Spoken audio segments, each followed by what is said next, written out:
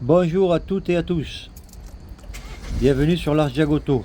Ici on peut voir voyant moteur fixe, voyant déblou fixe avec la clé Auchi, défaut moteur sur l'écran central. Et donc j'ai connecté ma tablette pour voir les codes erreurs enregistrés. Quand on voit ces défauts anti-pollution, on peut souvent s'inquiéter. Donc le véhicule, dans un premier temps, il faut savoir qu'il n'a pas de perte de puissance, pas de symptômes lors de son fonctionnement, il démarre parfaitement, tout va bien. Mais bon, quand on voit ces erreurs au tableau de bord, on a de quoi s'inquiéter. On voit les DTC dans le BSI, il y en a 18. Le calculateur moteur a enregistré 8 erreurs. Les airbags aussi, dispositif maintien de tension, commande sous volant. On rentre dans le rapport pour regarder qu'est-ce qui se passe. Donc on n'oublie pas, la voiture roule parfaitement. Je regarde les défauts, ils sont la plupart, même tous, en fugitif. Donc il y a du monde dans le BSI. Ça peut paraître énorme à première vue.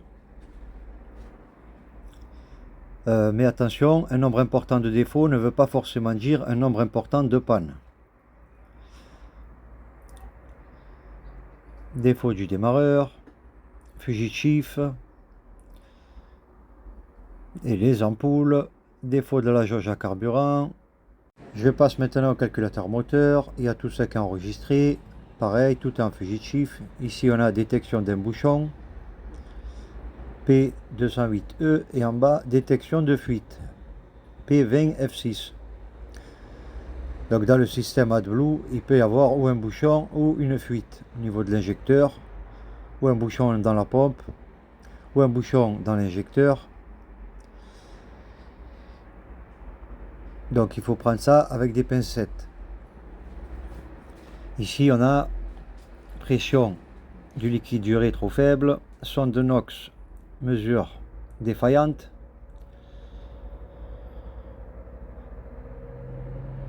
P2204, P2202 chauffage de la sonde NOx mesure disponible trop longue, commande de l'injecteur, précatalyseur détecté absent, donc le tout en fugitif. Même la commande de l'injecteur qui soi-disant circuit ouvert en fugitif. Si c'était circuit ouvert, il serait actif. Sur d'autres modules, donc comme je dis, tout est en fugitif. Sur d'autres modules, c'est pareil, c'est tout en fugitif aussi. Donc forcément, quand on lit toute cette liste, on peut commencer à avoir quelques sueurs froides. Parce que quand même, plusieurs éléments du système de dépollution déconne, soi-disant. Mais encore une fois, il faut regarder l'état des défauts. Ici, aucun de ces défauts n'est indiqué comme actif. Ils sont enregistrés en mémoire. La différence est importante. Parce qu'un défaut actuellement actif est une chose. Un défaut mémorisé qui n'est plus présent en est une autre.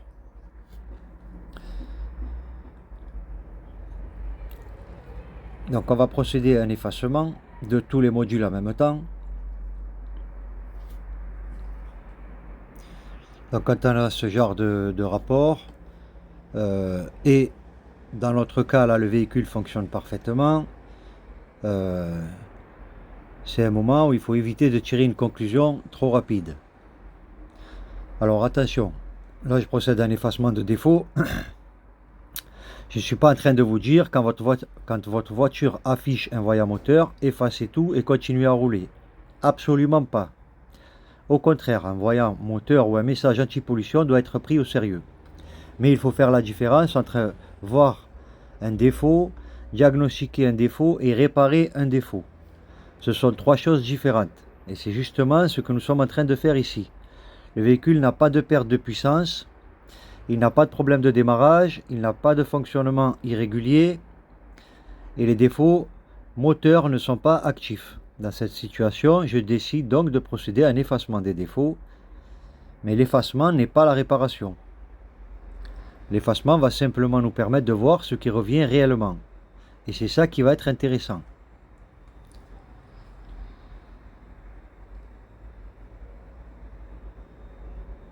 Donc là j'ai fait un effacement rapide, j'ai redémarré la voiture, les mêmes messages reviennent.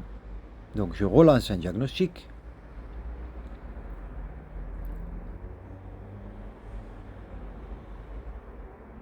Vous voyez, le scan est très rapide. Ça scanne tous les modules.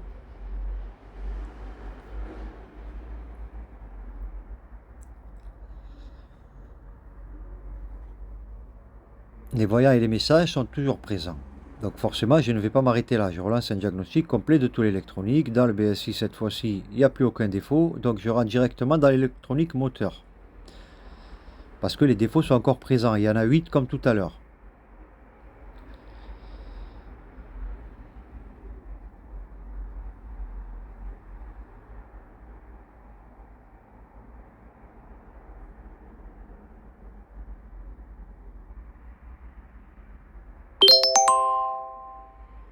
Et donc là, on peut se rendre compte que c'est quasiment les mêmes. Et toujours pas de défaut actif. Je décide de faire quelque chose d'un peu différent, donc je rentre directement dans le calculateur moteur et là je reste là et je fais un effacement depuis le module lui-même. Et cette fois-ci la tablette me demande de couper le contact pendant environ 30 secondes afin de permettre l'effacement des défauts enregistrés. Je respecte la procédure, je coupe le contact, j'attends. Donc ça s'appelle le power latch, le temps du power latch. Veuillez patienter. 3, 2, 1.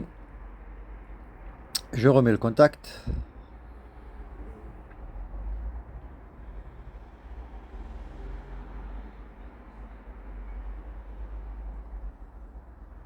Et là, tout a bien été effacé.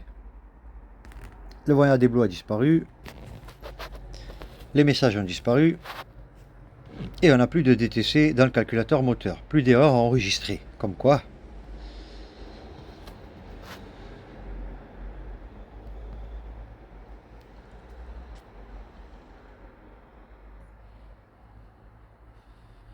Donc même lorsqu'on sort du module, il fait quand même une lecture. Voilà, et quand il n'y a pas d'erreur, hop, le calculateur moteur descend en bas. Le module est passé. Je remonte voir ce qui reste. On a le module maintien de tension qui est important. Je rentre voir ce qu'il y a à l'intérieur.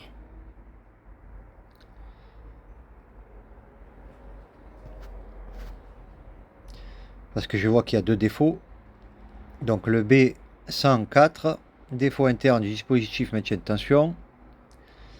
Et le U1F2 qui indique une absence de communication avec le calculateur moteur. J'efface depuis ce module aussi les erreurs et les erreurs s'effacent. Je refais un effacement rapide de tous les modules pour voir qu'est-ce qui reste réellement, encore une fois. Parce que tous les défauts sont enregistrés en fugitif. Tout est en mémoire, il n'y a rien d'actif.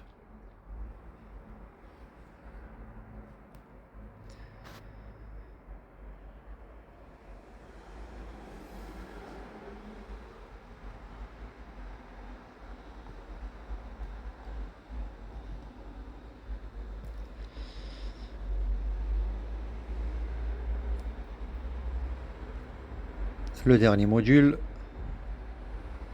qui enregistre une erreur. Module de service, boîtier télématique. On rentre à l'intérieur pour voir quel est le DTC, même si c'est pas un boîtier important du véhicule. J'essaie de faire un effacement et ce DTC ne s'efface pas. Défaut interne du module GSM, pas d'affolement. C'est pour connecter le téléphone, c'est pas important, on va dire. En tout cas, c'est pas un élément du moteur de la voiture.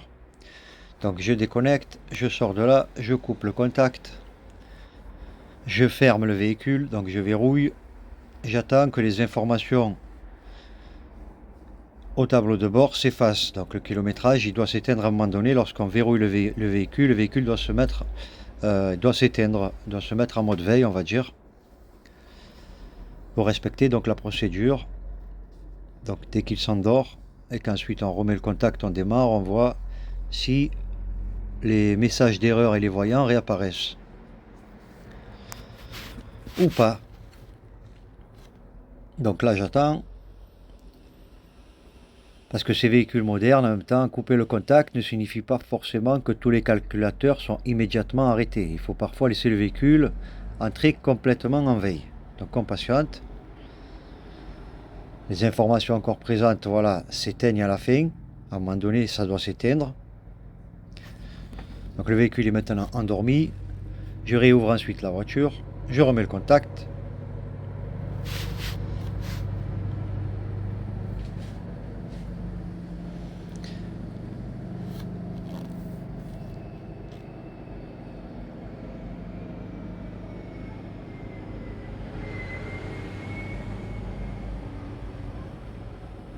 Je prends le temps bien évidemment.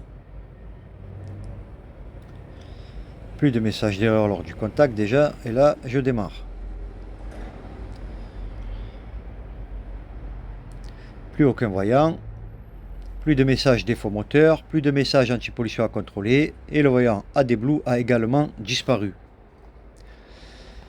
Mais là encore, je ne vais pas déclarer que la voiture est réparée simplement parce que les voyants ont disparu. Je demande à mon collègue d'aller faire un test routier avec le véhicule. Et dès qu'il revient, il me dit que tout va bien. Donc je lance un diagnostic. Et lorsque le module diagnostic, il y a des voyants qui s'allument au tableau de bord. Une session de diagnostic est en cours. L'objectif, il est simple, faire fonctionner le véhicule normalement et voir si un message revient. Le véhicule est parti faire un tour, aucun message n'est revenu. Mais je vais aller encore un peu plus loin. Donc je relance le diagnostic complet. On n'a rien au niveau du calculateur moteur. On n'a que celui du module télématique. C'est pas important, je rentre quand même dans le calculateur moteur.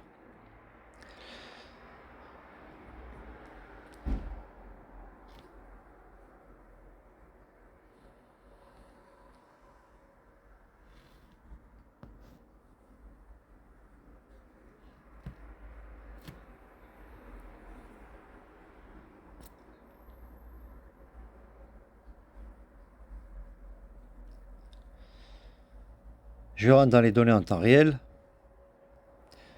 Je vais voir les informations du système NOx.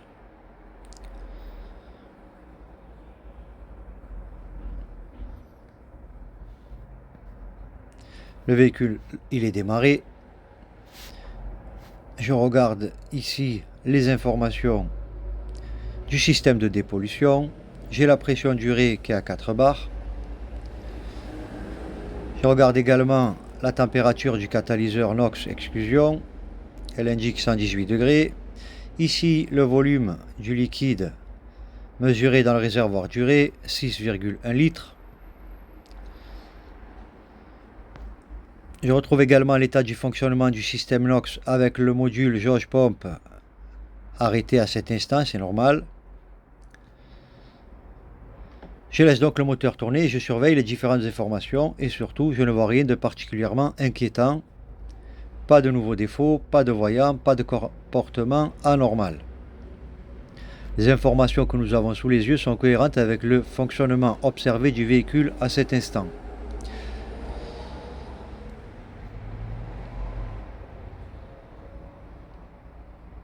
Je coupe donc le moteur et pour moi le diagnostic est terminé. On arrive à la conclusion. Donc maintenant il y a une information très intéressante. Cette vidéo est enregistrée après le diagnostic. Et aujourd'hui cela fait plus d'1 mois. J'ai demandé à mon collègue ce qu'il en était de la C3. Et sa réponse est plutôt rassurante. Depuis ce diagnostic, plus aucun message, plus aucun voyant. Aucun problème de fonctionnement. Et surtout, la voiture roule tous les jours. Donc, dans ce cas précis, nous avions une accumulation de défauts mémorisés, dont certains concernaient directement le système AdBlue et le système NOx. Mais aucun défaut moteur n'était actif au moment du diagnostic. Et après effacement, mise en veille du véhicule, nouveau démarrage, contrôle des données et essai routier, rien n'est revenu.